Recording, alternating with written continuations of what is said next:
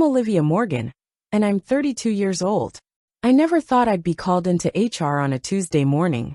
When I looked across the hallway and saw my sister Emily, my boss Richard, and my best friend Natalie watching with strange looks on their faces, my stomach turned to ice. There was something very wrong. When the HR director said those words, they broke my world. The fact that I secretly owned the company felt like both a shield and a responsibility. You are no longer employed effective right away. I want to know where you're watching from and how you feel about being betrayed by someone close to you. Subscribe to hear how I beat the people who tried to hurt me. I've always been the responsible one as a child. Emily was the best kid in the world. She was 3 years younger than me. We always get our parents' attention without even trying, because we are pretty and cute. Our parents hired a teacher for Emily when she was having trouble with her math homework. People told me I was smart enough to figure out advanced math on my own when I asked for help. This routine happened over and over again when we were kids. People went out to dinner to celebrate Emily's little accomplishments, while my academic awards and sports trophies got short nods of recognition.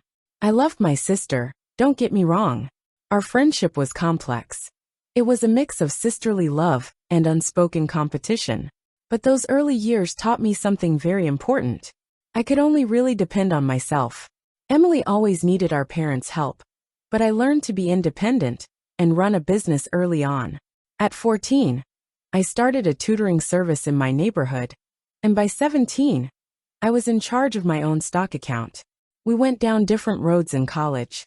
I had 2 jobs while I was getting my business degree, and then I got a grant to pay for my MBA. Emily switched between 3 majors before deciding on communications. Her parents paid for her whole schooling. When my family got together, Emily would tell sorority stories to keep everyone entertained, while my good grades were met with polite smiles and quick changes of subject. I had typical problems at the start of my work, but I worked non-stop, switching jobs to get a wide range of skills. Everything changed for me when I met Victoria Wheeler, a pioneer in marketing who became my guide and supporter. Victoria saw something in me that other people didn't. Not just goals but also a mission. You know what most business people forget? She told me one day over lunch that every piece of data comes from a real person who makes a choice based on their feelings and then uses logic to defend it. Our relationship as guide and mentee grew into friendship, which made it even worse when Victoria told us she had cancer that would kill her. Victoria made me a surprise offer when I had 6 months to live and no children. From her hospital bed, she said, "I want to sell you Pinnacle Marketing. Not because you're my friend, but because I know you'll protect what I've built." The way the wounds were arranged was strange. Victoria wanted me to learn everything I could about the business before I became a public leader. The way the business was set up legally gave me majority ownership. But for 3 years, only the company's board attorney knew about the deal because of a special clause. The business was in a private trust for everyone else. Victoria said that listening is sometimes the best way to lead instead of speaking first. Be honest and work your way up. You'll know what Pinnacle really needs when the time comes. After Victoria died, I did what she asked. I applied for a job as a marketing executive at Pinnacle through normal routes. Even though I owned the company, because of my qualifications, I got the job. And for the past 3 years, I'd worked hard, getting promoted and learning how the whole business worked. Natalie Chun, a bright strategist with a quick wit and what seemed like endless energy, became my best friend at Pinnacle. We became close while working late to finish a big pitch for a client that sells sportswear. I became friends with you because we both had problems. We were there for each other through Natalie's painful divorce, my dad's heart attack, and our own job ups and downs. Our Thursday wine nights turned into a holy ritual where we could talk about anything without holding back, from office politics to bad dates. Natalie told him one night, "You're the only person in this dangerous place I fully trust." These times were always sad because she didn't know I owned the business, which was funny. But I promised Victoria I would do as I said.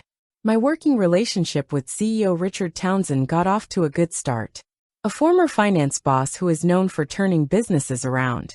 At first, Richard seemed impressed by how hard I worked and how creative my ads were.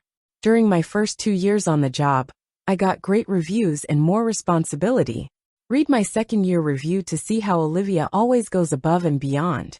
Our 22% rise in sales in the Northeast region is directly due to her strategic thinking and execution. Then Emily got her degree in communications, but it was hard for her to find work that she was interested in. After 6 months of casual jobs and more desperate calls to our parents, I offered to help. I might be able to say something at picnic. I said it over Sunday dinner at our parents' house. You might be a good fit for an entry-level job on the writing team. My parents were so happy and thankful. Emily gave me a hug that showed how happy she was. You're the best sister ever. I'm going to keep my word. Emily got the job as content assistant thanks to my advice. I was truly pleased to assist her in beginning her work life. It makes me happy to see her start her career. The first few weeks were peaceful. Emily came to me for help, brought me coffee in the morning, and told her co-workers that I got this job thanks to my amazing sister. I thought we were finally getting past the way we were as kids and into a healthy adult relationship. Our parents called me several times to tell me how grateful they were. And for once I felt like they really saw me. I had no idea that I had just led a Trojan horse into my work safe haven. Emily's first month showed her how hard things could be because she was so new. I found mistakes in the data she used for her client presentation and fixed them quickly, so no one else could see. When she missed a deadline for content for a healthcare client, I worked on it until midnight and told the account manager that there had been a misunderstanding about the time frame. Emily thanked me quietly and squeezed my hand when I told her, "You saved me." I'm still getting used to things. I remembered how hard it was for me to learn, and I was happy to help. I told her that's why sisters are there, really thinking that we were there for each other. Even with these mistakes at work, Emily did a great job of fitting in with her new friends. She quickly became the favorite person at work. She planned happy hours, brought homemade banana bread to meetings in the morning, and remembered everyone's birthdays. Emily had always been naturally charming, and she was good at bringing people into her circle. I had looked up to and sometimes envied their skill. I was shocked at how quickly Natalie and Emily became friends. I put my sister and her best friend together so that they would get along, but I didn't think they would become so close that they couldn't be separated. Natalie calling off our regular Thursday wine night was the first red flag. She said, sounding really torn, "Emily invited me to this networking event with the creative team. We can reschedule for tomorrow." One delay turned into several. I noticed that they were making jokes about each other in talks. Reference I didn't understand were met with blank looks that stopped laughing. People would give me hazy answers when I asked about them. Oh, it was just something that happened during happy hour, or you had to be there. Richard seemed genuinely interested in Emily's job growth, which is not typical for a CEO dealing with a new employee. He started to stop by her desk for relaxed chats, offer private coaching sessions on company strategy, and invite her to executive lunches, where I was noticeably absent. When I asked Emily about these meetings, she said, "Richard says, my point of view as a newcomer is important. He thinks I have a fresh look at how the market's demographics are changing." The first big red flag showed up during the quarterly strategy presentation for our biggest retail client. Emily was supposed to show the content calendar, which is a simple part of her job. She called me the night before scared. She said, "I don't think my section is strong enough. Could you take a look?" Done. I worked on her presentation for hours, adding strategic insights about how people interact with brands and possible new market segments. I even made my own images to show important points. I told her in an email, "Just use whatever helps. We want the client to be happy with the group." I was shocked when Emily read my whole strategy part out loud during the presentation, including my specific suggestions for how to reach suburban millennials without giving me credit. Even worse, she took my name off of the donor slide completely. When Richard praised Emily's creative thinking and strategic insight that went beyond her level of experience, I waited for her to admit what I had done. He smiled and thanked her for being his mentor. She then said, "In my free time, I've been studying market trends." That evening, I found files missing from my computer, specifically research for a big sportswear brand pitch I have coming up. The IT department said it must have been a system glitch, but it was impossible to restore the files. I had to do work that took weeks over the course of one weekend. Emily, Natalie, and sometimes Richard were talking when I walked up and stopped them right away. When I brought coffee to a meeting room, I heard my name clearly, then laughter, and then silence as I walked in. Natalie explained in a weak way that they were just talking about plans for the weekend while avoiding eye contact. Emily was promoted to junior manager after only 4 months. Moving up in this company usually takes at least a year of good work. The news came through a company-wide email that praised her outstanding accomplishments and natural leadership skills. In the same week, Natalie's behavior in meetings changed a lot. She had always agreed with my ideas in the past, often building on them or supporting them when they were criticized. Now she either didn't say anything or, even worse, found sneaky ways to hurt them. She said during a strategy session, "I'm not sure Olivia's approach fits with where we're going now." Even though we all agreed on the same idea in our planning meeting, I started to notice that I wasn't included in email loops that were directly related to my projects. Without my input, decisions were being made and then presented to me as final when they finally got to me. Richard's criticism of my work got worse, focused on small problems and ignoring big accomplishments. He told her that the in-depth analysis that had taken weeks to put together lacked the creative edge we were looking for. The next day, I saw Emily give a framework that was very similar to his, and he gave her lots of praise. Marcus, who was in charge of our pharmaceutical account, pulled me away at a client dinner and looked worried. "Olivia, is everything all right? Things don't seem the same lately. We've always had you as our best planner, but I'm not sure who is in charge of our account." I stayed professional and blamed changes on how the team was organized. But what he saw proved that my worries weren't just idle thoughts. The physical sign of my changing standing was when Emily moved into a window office, and I stayed in my cubicle, even though I was a senior employee.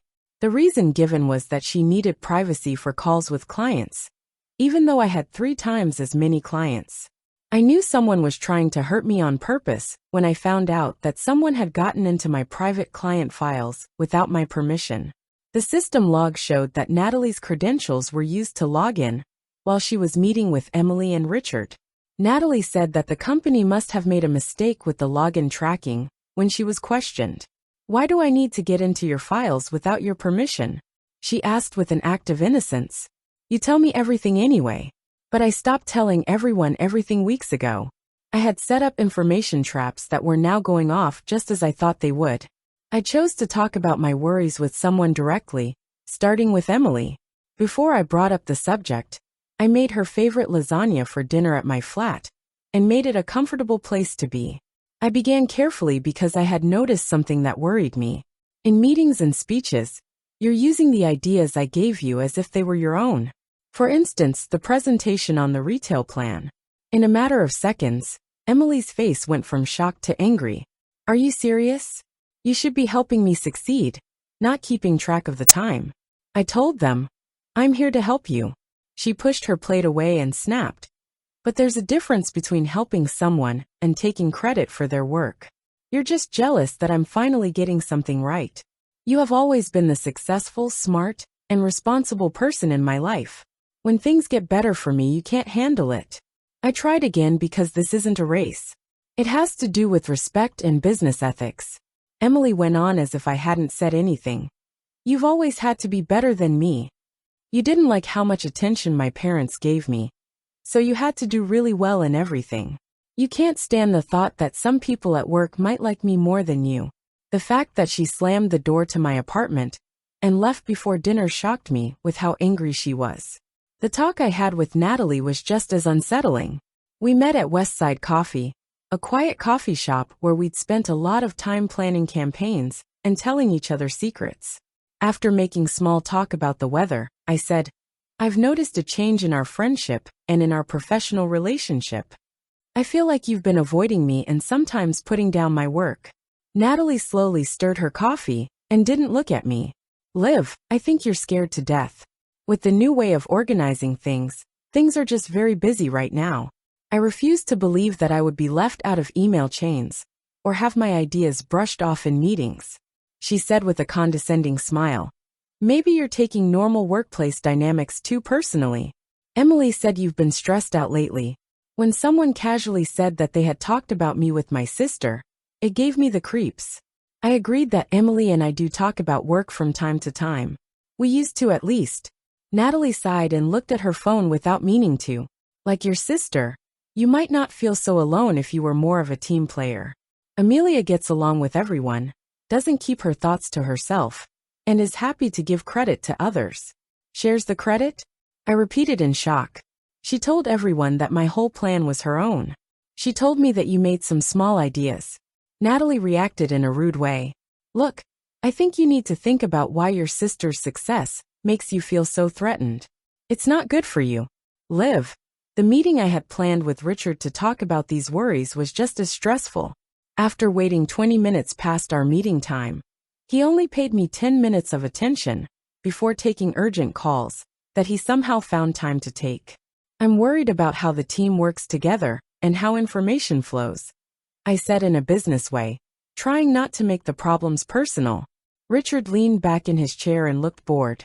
Olivia, every organization goes through changes. People who are set in their ways can find it hard to adapt. This isn't about being resistant to change. I made it clear. It's about giving credit where credit is due and keeping communication lines open. Richard cut me off to say that I think you're having a hard time adapting to our changing company culture. Here, we value teamwork over individual credit. You might want to think about whether your approach still fits with Pinnacle's direction. There was an obvious threat in his tone. I've always been collaborative, I replied. But collaboration doesn't mean others presenting my work as their own. Richard's face hardened. You seem very possessive of your work, Olivia. That's concerning in a team setting. Perhaps you should reflect on that. At the end of the meeting, he made it clear that my job would depend on getting along better with the team, especially Emily. Things quickly got worse over the next few weeks. Just before presentations, my client proposals were changed, so that key parts were taken out or changed in ways that made the strategy less effective. Emily was given a big account I had been taking care of for 2 years without any explanation. It was seen as a chance for Emily to build up her portfolio. One night, while I was working late, I heard voices coming from the conference room. The door was slightly ajar, and Richard, Emily, and Natalie were inside, not realizing I was there.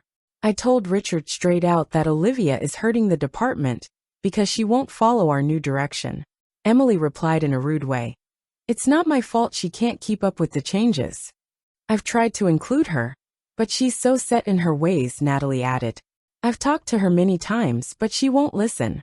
As they casually talked about how my career would end that night, it felt like they were talking about something real. That night, I started carefully keeping track of everything, saving emails, recording meetings, which is legal in our state as long as one party agrees, and keeping a detailed journal of events with dates and witnesses. The next morning, I found a note on my desk from someone unknown saying, "Watch your back." The teasing and threats made me more determined to figure out what was going on. Emily started telling coworkers that I was having personal problems, suggesting that the reason I was feeling more and more alone was because I was emotionally unstable, and not because I was being purposely left out. When Marcus asked if everything was okay at home, I realized how quickly the story was spreading. Natalie telling coworkers about my private health information hurt the most. My occasional anxiety attacks, which were talked about in late-night conversations, turned into office gossip, with worried coworkers giving me unsolicited advice on how to deal with stress. Richard started questioning my expense reports in public during team meetings, even though they showed the same business dinners and client entertainment that had been approved without comment for years. He looked directly at me and said, "We need to be extra careful with company resources. Some expenditures need more justification." After one of these meetings, Marcus waited until everyone had left before coming up to my desk and telling me, "Something strange is happening. There are closed-door meetings about restructuring your accounts." I thought you should know that over the weekend, I accessed my work files from home and saw that the performance metrics in my draft quarterly review had been changed to make it look like our results were going down, even though they were actually going up. Client satisfaction ratings had also been changed, taking out positive comments and bringing up small problems out of context. It was clear that someone was working together to hurt me, but I still didn't know why. Was my sister's anger so strong that ruining my career would make her happy? Was Natalie's betrayal just a way for her to get ahead? And what did Richard get out of this complicated plan? I needed answers, but more importantly, I needed proof. It was almost 3 years since I had secretly owned the car, and Victoria's strange arrangement may have been more important than either of us had thought. I decided to talk to Emily about my worries first, so I invited her to dinner at my apartment and made sure it was a nice time before I brought it up. I started carefully by saying that I've noticed something worrying. In meetings and presentations, ideas I've shared with you are being passed off as your own. Take the retail strategy presentation as an example. Emily's face went from surprise to defensiveness in a matter of seconds. Are you serious right now? You're supposed to be helping me succeed, not keeping score. For me, mentoring is different from taking credit for someone else's work. You're just jealous that I'm finally doing well at something, I told her. Your whole life you've been the successful one, the smart one, the responsible one. The moment I start doing well, you can't handle it, she snapped. I tried again. This isn't about competition. It's about professionalism and respect. You've always had to be better than me, Emily said as if I hadn't said anything. You couldn't stand that your parents liked me, so you had to do your best at everything. Now you can't stand that people at work might like me better than you, Emily said. The way she slammed my apartment door as she left before dessert shocked me with how angry she was. My conversation with Natalie was just as unsettling. We met at Westside Coffee, the quiet cafe where we'd spent countless hours planning campaigns and sharing secrets. I've noticed a change in our friendship and in our professional relationship, I said after making small talk about the weather. Natalie stirred her latte slowly and didn't look at me. I think you're being paranoid, Liv. Things are just busy right now with the new organizational structure, I told her. I'm not imagining being left out of email chains or having my ideas shot down in meetings.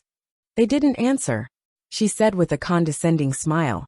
Maybe you're taking normal workplace dynamics too personally. Emily said you've been stressed lately. Talking about me with my sister gave me the creeps, I admitted. Emily and I talk about work sometimes, or at least we used to. Natalie sighed and looked at her phone while thinking. Maybe you wouldn't feel so alone if you were more like your sister and worked with everyone. Didn't keep her ideas to herself and freely shared credit. Shares credit, I repeated, shocked. She claimed that my whole plan was her own. She told me you made some minor suggestions, Natalie replied. Look, I think you need to think about why you're so scared of your sister's success. It's not healthy, Liv. My meeting with Richard to talk about these issues was just as frustrating. I had to wait 20 minutes past our scheduled time, and he only gave me 10 minutes of his time before taking urgent calls that he somehow found time to take. I'm worried about how the team works together and how information flows, I said in a professional way, trying not to make the problems personal. Richard leaned back in his chair and looked bored. Olivia, every organization goes through changes. People who are set in their ways may find it hard to change. I made it clear that this isn't about not wanting to change. It's about giving credit where credit is due and keeping communication lines open. Richard cut me off and said, It sounds like you're having trouble adapting to how our company culture is changing. We value working together more than taking credit for yourself here. You might want to think about whether your method still fits with Pinnacle's goals. It was clear that the threat was a hint. I stood up for myself and said, I've always been collaborative. But working together doesn't mean that other people can pass off my work as their own. Richard's face became more serious. Olivia, you seem to really care about your work. In a team setting, that's a problem. You might want to think about that. When the meeting was over, he made it clear that he thought I would keep my job if I got along better with the team, especially Emily. In the weeks that followed, things quickly got worse. I saw that my clients' plans were changed right before they were presented. Important parts were taken out or changed in ways that made the strategy less strong. I had been taking care of a big account for 2 years before Emily was given it without any reason. It was seen as a chance for Emily to build up her portfolio. When I was working late one night, I heard voices coming from the meeting room. The door was slightly ajar, and Richard, Emily, and Natalie were inside. They didn't know I was there. Richard made it clear that Olivia was becoming a problem for the department. Our team's confidence is being hurt by her opposition to our new direction. Em responded in a rude way. It's not my fault she can't keep up with the changes. I've tried to include her, but she won't change her mind. Natalie also said, I've talked to her several times, but she won't listen. Everything seems like an attack on her. It felt strange to hear them casually talk about how my career was ending. That night, I started carefully keeping track of everything. I saved emails, recorded meetings, which is legal in our state with one party's permission, and kept a detailed log of events with dates and witnesses. The next morning, there was a note on my desk from someone who wasn't me. Keep an eye on yourself. The childish attempt to scare me made me even more determined to figure out what was going on. Emily told her coworkers that I was having personal problems, saying that the reason I felt more and more alone was because of my unstable emotions, and not because I was being purposely left out. When Marcus asked me if everything was okay at home, I realized how quickly the story was getting around. When I found out Natalie had told coworkers about my private health details, it hurt the most.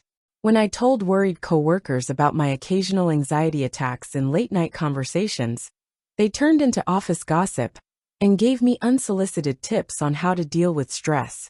Richard started to question my expense reports in front of the whole team during meetings, even though they showed the same business dinners and client entertainment that had been accepted for years without any problems. He looked right at me and said, "We need to be extra careful with company resources. Some costs need to be justified in more detail." Marcus waited until everyone had left a meeting like this before coming up to my desk. He told her, "Something strange is going on. I thought you should know that there are meetings behind closed doors to restructure your accounts." That weekend, I accessed my work files remotely and found that my quarterly review draft had changed success metrics. Numbers had been changed to show declining results, even though we were actually successful. Client satisfaction ratings had been selectively edited, leaving out positive comments and bringing up minor concerns out of context. There was a coordinated effort to bring me down, but I still didn't understand why. Was my sister's anger so strong that ruining my career would make her happy? Was Natalie's betrayal just a way for her to get ahead? And what did Richard get out of this complicated plan? I needed answers, but more importantly, I needed proof. It had been 3 years since I had secretly owned the car, and Victoria's strange arrangement may have been more important than either of us had thought. On Monday morning, the culmination of their plan happened. Sandra from HR was waiting at my desk, her professional demeanor strained by clear discomfort. "Olivia, please be in conference room right away."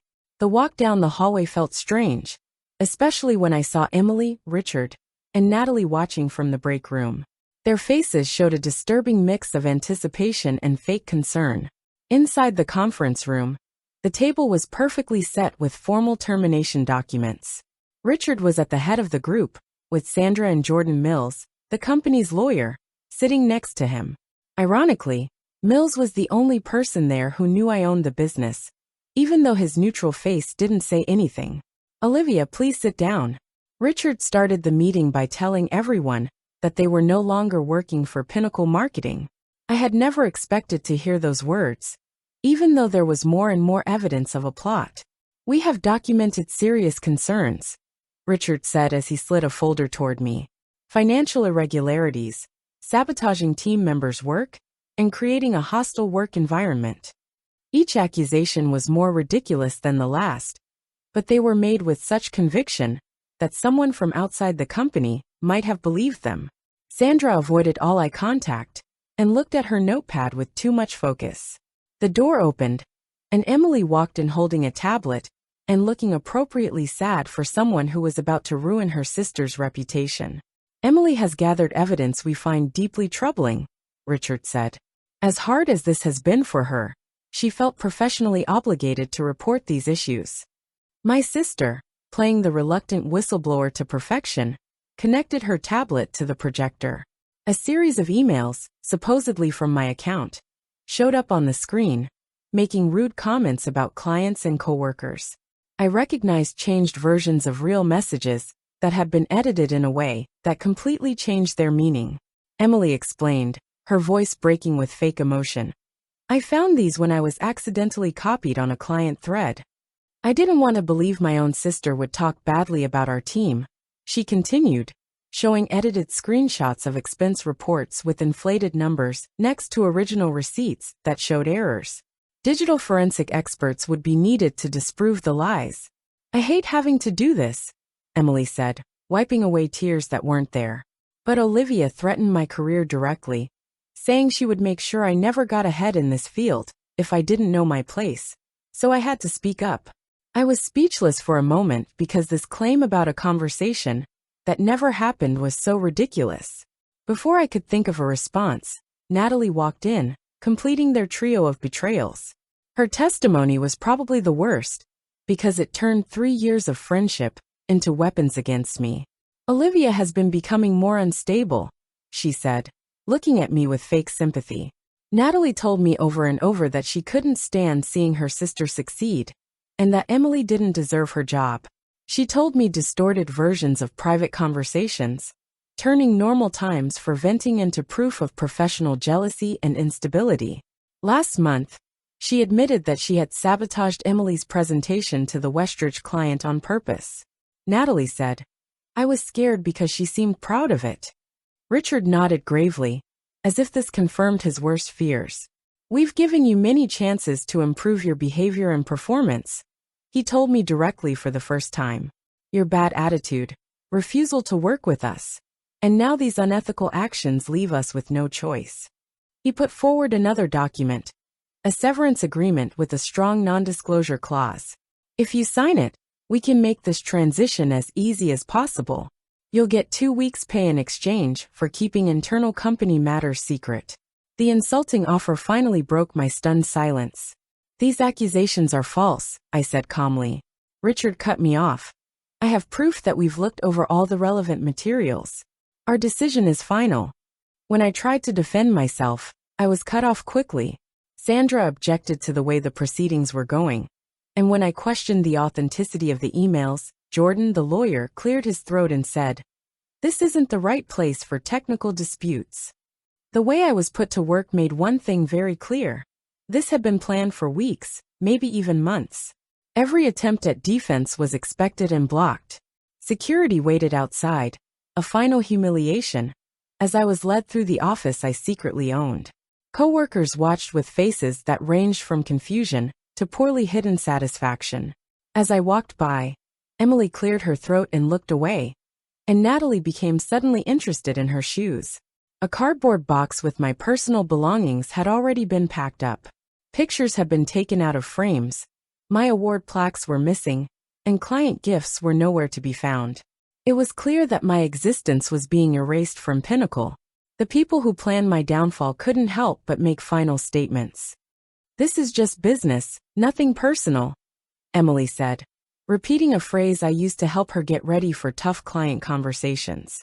You brought this on yourself, Richard said coldly. Your inability to adapt became a liability. Natalie at least tried to look confused.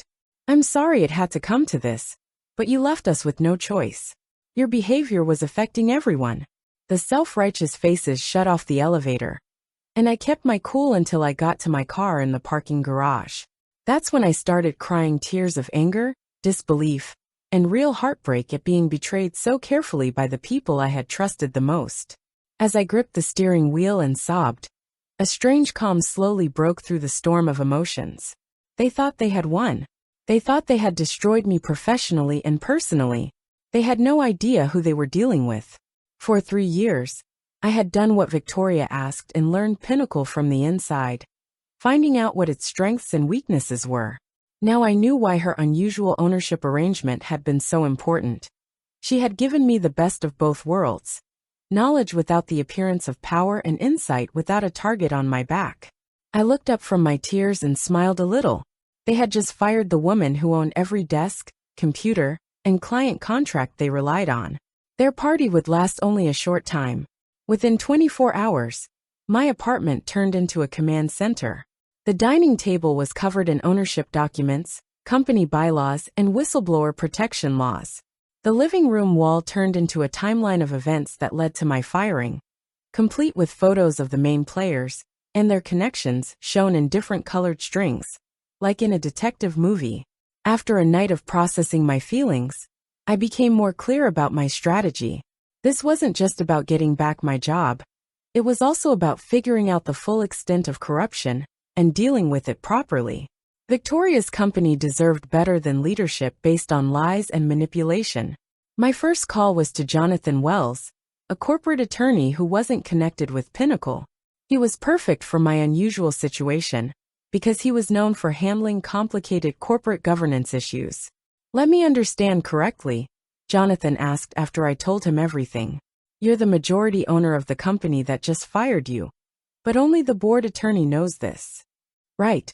I confirmed that the 3-year period of privacy ends next month, but current events require a faster release.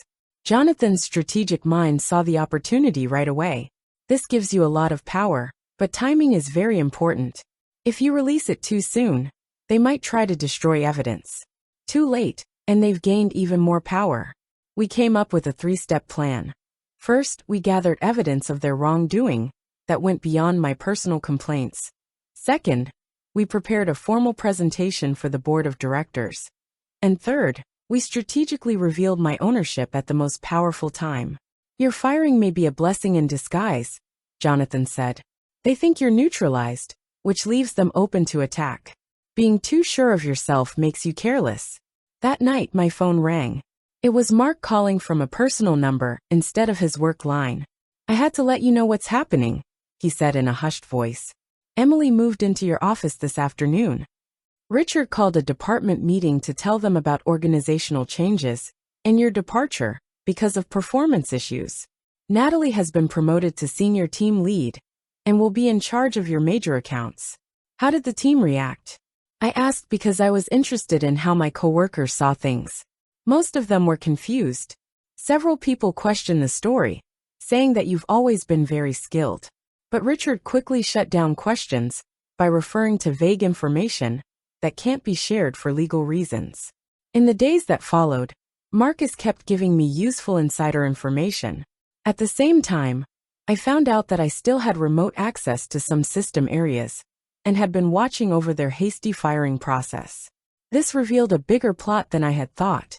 A draft organizational chart showed that Emily was supposed to be promoted to director within 3 months, and then vice president by the end of the year, which seemed like way too fast for someone with her little experience. Richard's annual pay package included a big bonus based on improving department efficiency, which is business speak for laying off staff. Natalie's emails showed she had been working against me for months, giving Richard false information and suggesting that my projects be moved to other people. What worried me more were the financial problems I found. It had become common for clients to be overbilled for services that were never provided. Richard regularly misclassified personal trips as business trips, and several contracts had language that was bad for clients that was different from the versions they had signed. Possible fraud that could ruin Pinnacle's image if it came to light. The betrayals went beyond work.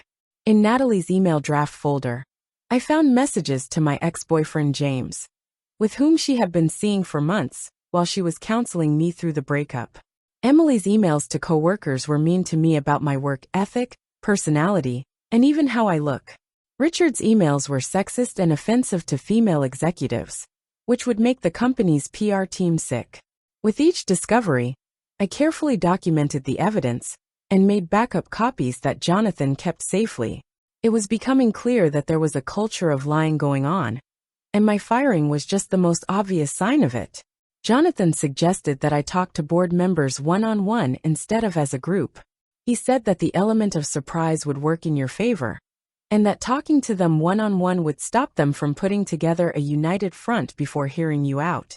Over the next week, I set up private meetings with each board member, telling them I was very worried about recent management decisions without telling them I was an owner. Their interest in the meetings made them happen, and my evidence would make sure they paid attention. The night before the emergency board meeting Jonathan helped set up, I prepared with all the focus of a lawyer before a big trial. My presentation was well planned, the evidence was strong, and I practiced my delivery to keep a professional attitude despite the personal betrayal. During rehearsal, I practiced the key revelation while standing in front of my bathroom mirror. Before we go any further, there's something important you should know.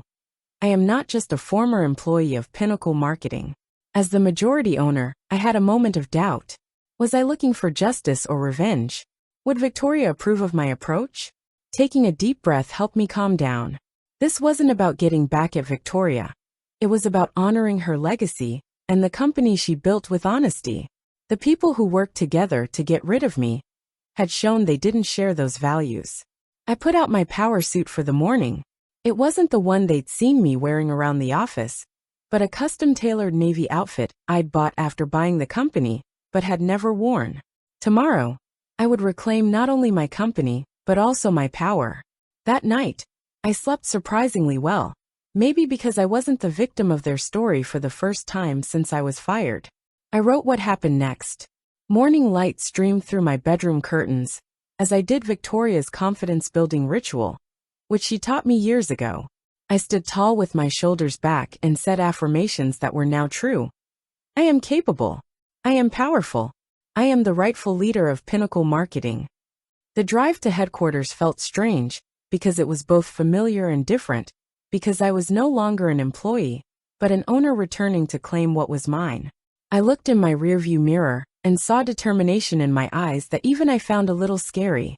My phone rang with a text message from Marcus. The board was meeting in the main conference room. Richard, Emily, and Natalie were all there looking smug, but they don't know it. When I walked up, the security guard at the front desk did a double take. "Ms. Morgan, weren't you?" I asked. "I have a meeting with the board," I said calmly as I carefully signed the guest log. As soon as I walked onto the open office floor, conversations stopped in the middle of a sentence. Heads turned and whispers followed me. I politely nodded at former coworkers, whose faces showed a range of emotions, from shock to confusion to subtle signs of support.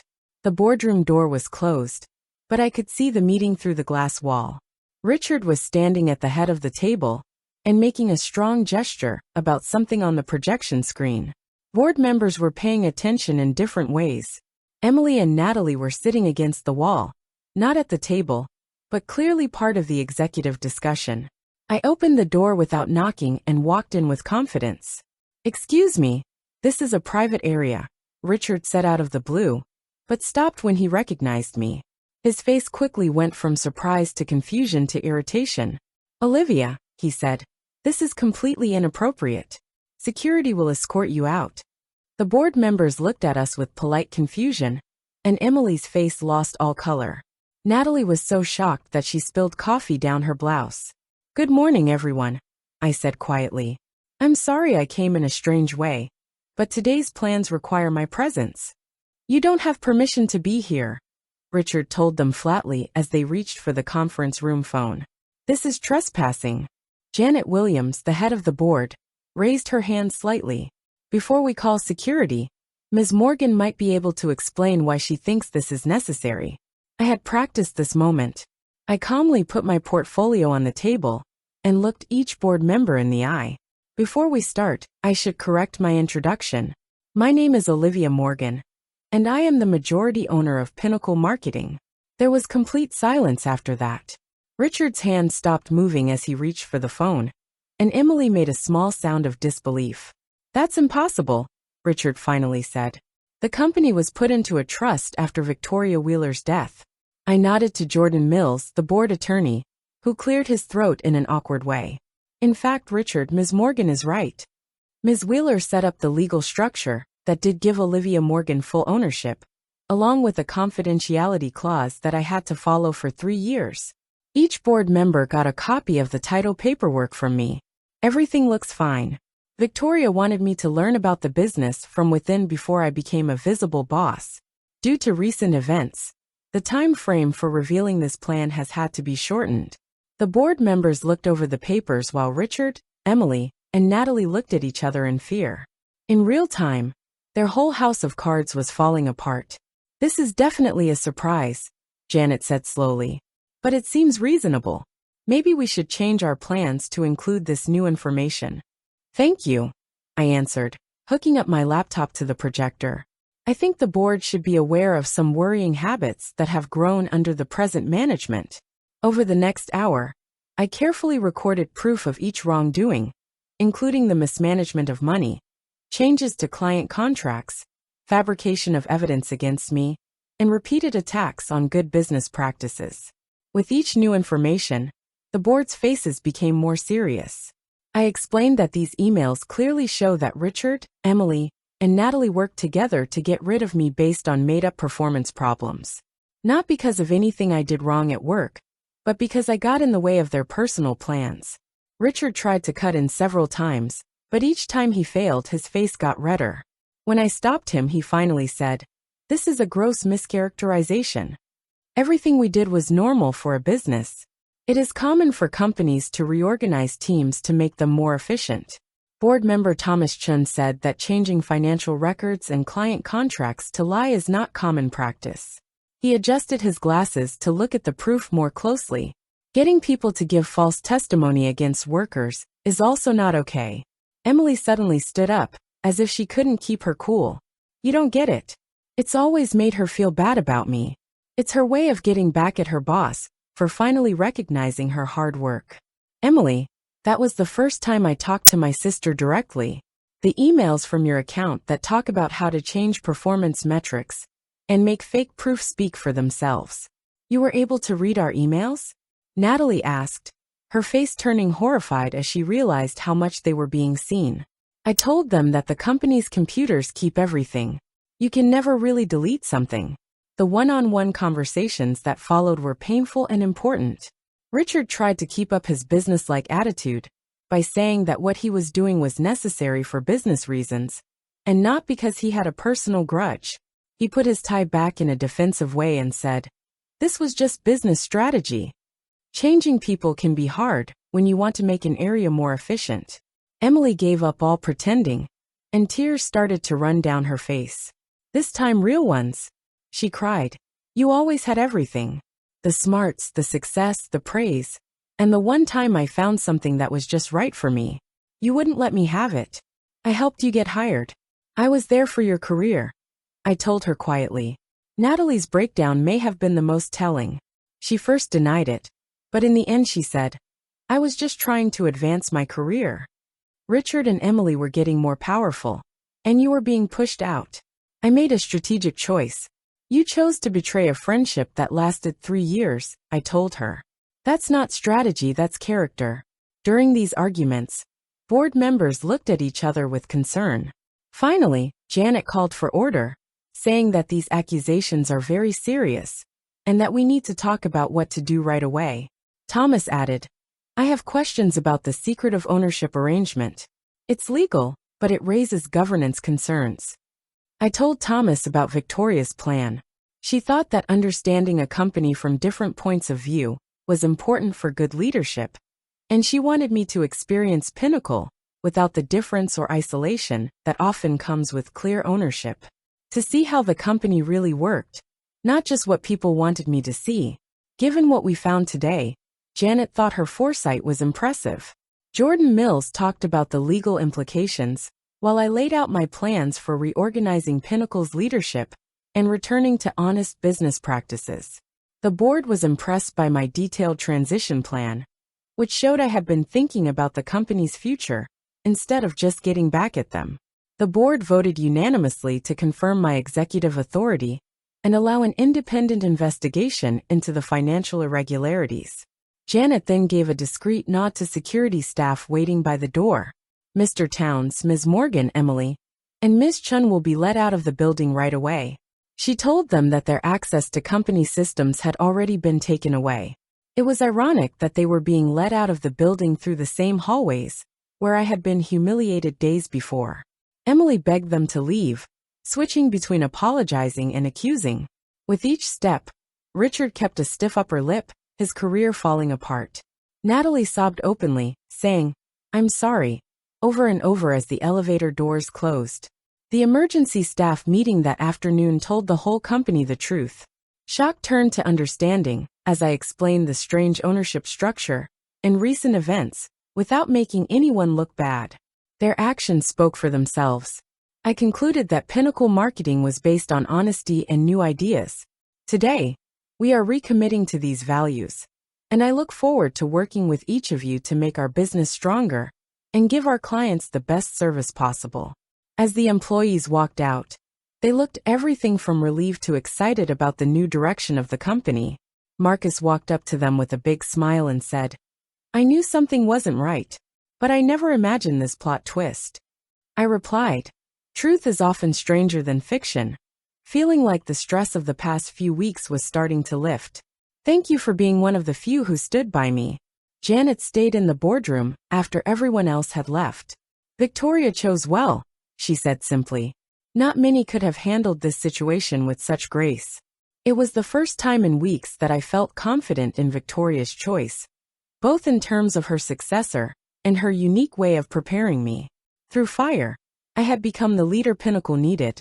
A month after the dramatic board meeting, Pinnacle Marketing felt like a completely different business. The open office layout, conference rooms, and artwork in the lobby were all the same, but the atmosphere had changed completely. My first executive decision was to set up a clear leadership structure.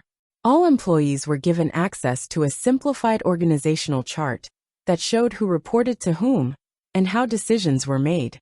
Big changes were reported to the whole company once a week, ending the culture of secrecy that had grown under Richard's leadership. New rules for ethical business practices were put in place, along with a way for people to report problems anonymously. We looked over client contracts and fixed any mistakes that were found by having open conversations about the past. Surprisingly, our honesty made most client relationships stronger instead of weaker. "We value partners who prioritize integrity," our biggest client CEO told me after one of these tough conversations. "While it would have been easier to hide these problems, your openness shows that we're working with the right agency." Those who planned my downfall had very different outcomes. Richard was charged with financial fraud after the investigation, and his professional reputation was ruined.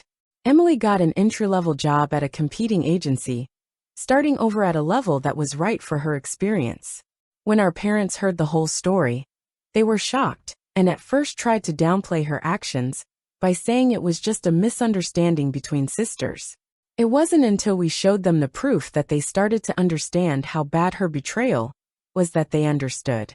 Natalie's many attempts to say sorry filled my email inbox for weeks. She called, texted, and even sent a handwritten letter to my apartment, all of which seemed sincere but came much too late. I never replied. Some betrayals can't be undone. They can only be accepted as painful lessons about how people work. My main goal was to rebuild trust within the company, so I set up one-on-one meetings with every worker and listened to their concerns and ideas without getting defensive.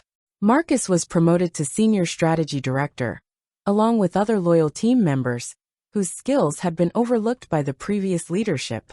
A new mentorship program paired junior employees with experienced leaders from other departments, breaking down barriers and creating opportunities for growth.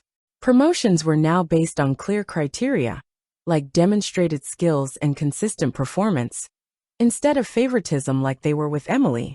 My personal healing journey was harder than the professional reconstruction. I needed weekly therapy sessions to work through the deep betrayal by those closest to me. Levine was an expert on relationship trauma and gave me useful advice. During one session, she told me that betrayal is so painful because it doesn't just hurt the relationship. It also makes you doubt your own ability to decide who deserves trust. It became important for me to rebuild my confidence. I reconnected with real friends who were not connected to Pinnacle, and whose support came without any professional agendas. Weekend hiking trips, dinner gatherings, and honest conversations about my experience gave me community when I needed it the most. Dealing with the family fallout required careful navigation. At first, my parents were torn between supporting Emily and being shocked by what she did. After a few tense family dinners, I finally set clear boundaries. Over coffee one Sunday, I told them, I can keep a relationship with you separately from Emily, but I need you to respect that my professional relationship with her is permanently severed, and our personal relationship needs a lot of time and space to heal, if that's even possible. Their insistence that family should always forgive showed how badly they understood what was going on. I told them that forgiveness might be possible someday, but trust is earned through actions, not family duty. Emily made smart decisions over months, which needs more than a simple apology to fix. It was freeing to set these limits. For the first time in my life, I defined my relationships on my own terms instead of trying to meet other people's expectations. Pinnacle's business transformation went beyond my optimistic predictions. Honest communication and a renewed commitment to quality strengthened client relationships. The new ethical marketing initiative, which focused on open data practices and real storytelling, attracted socially conscious clients who had been hesitant to work with agencies before. Pinnacle won an award for our innovative approach to client relationships and ability to turn around the company. As I accepted the award, I silently thanked Victoria for her foresight and faith in my potential. My personal growth mirrored the company's. I learned to trust some people while still being open about others, making sure I had accurate information without becoming paranoid about everyone's intentions. Leading in an honest way meant recognizing both strengths and weaknesses, and making it possible for others to do the same. I met Natalie by chance at a coffee shop across town from Pinnacle's offices, 8 months after we were fired. At first, I was shocked to see her, but then I felt a strange calmness as she hesitantly approached my table. "Olivia, I don't expect forgiveness," she said, "but I do want you to know that I understand what I destroyed, not just a friendship, but my own honor." "Why did you do it?" I asked, the question that had been bothering me despite all the proof I had found. "At first, it was just small concessions," she said. "Sometimes helping Emily seemed harmless. Then Richard began including me in executive meetings in exchange for information about your projects. The power was exciting." She looked down at her hands. By the time I realized I had crossed a line, it felt impossible to go back. I nodded, neither agreeing with her reasons nor rejecting her humanity. "Natalie, what we do has consequences that we all have to live with." We didn't become friends again. That bridge was completely burned. But the conversation gave me closure that I didn't know I needed. As I walked away, I didn't feel the burning anger or crushing hurt that had once consumed me. I felt acceptance and a readiness to focus on the future. The whole thing taught me things that I could not have learned in business school. I learned that my sense of self-worth must come from within, and not from what other people say about me.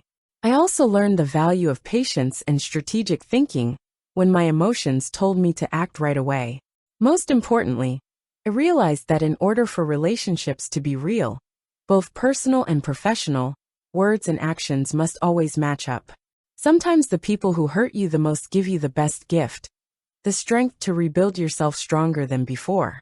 The betrayal that could have ended my career instead made me a better leader and a more honest person. By trying to break me down, they accidentally showed how strong I really was. As Pinnacle continued to do well under my leadership, I often thought about Victoria's unique arrangement. She hadn't just given me a company. She set up conditions that made me earn it, understand it deeply, and fight for it when I had to. That was a legacy I should honor in every choice I made going forward. Have you ever been betrayed by someone you trusted completely? How did you get back on your feet? Share your story in the comments below. If this spoke to you, please like, subscribe, and share to help other people find strength in similar situations. Remember that our biggest challenges can show us how strong we really are. Thanks for hearing about my story. May you find the strength to stand tall in yours.